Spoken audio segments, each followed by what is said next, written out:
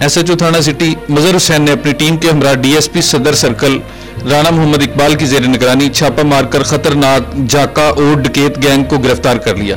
यह गैंग जिला भर की पुलिस को दर्जनों वारदातों में मतलूब था, जो कि इलाका में खौफ और दहशत की अलामत बने हुए थे।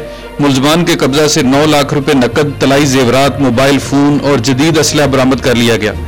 डीएसपी राणा मोहम्मद इकबाल ने कहा, काफी अच्छी मेहनत की है। तो ये लोग 8-7 रात से ये काम कर रहे थे और पे ये ओल्ड फैमिली जो है अगरचे पाकिस्तानी है, इनका जरिया मुआशी जो है ये रॉबरी है, डकैती है। तो ये घरों में जिस तरह का रवैया अख्तियार करते हैं, अल्लाह ना करे किसी ने देखा हो, इनको पकड़ना बहुत अच्छा हमारे लिए इकदाम है एसएचओ सिटी का। एसएचओ सिटी मजहर हुसैन ने कहा कि जराइम पेशा अफराद के खिलाफ कार्रवाइयां जारी हैं और इलाका को जराइम से पाक किया जाएगा। अहले इलाका ने खतरनाक डकैत गैंग की गिरफ्तारी पर पुलिस की कारकर्दगी को सराहा। कैमरा टीम के हमरा राणा वसीम असलम, प्राइम 92 न्यूज, फारूकाबाद।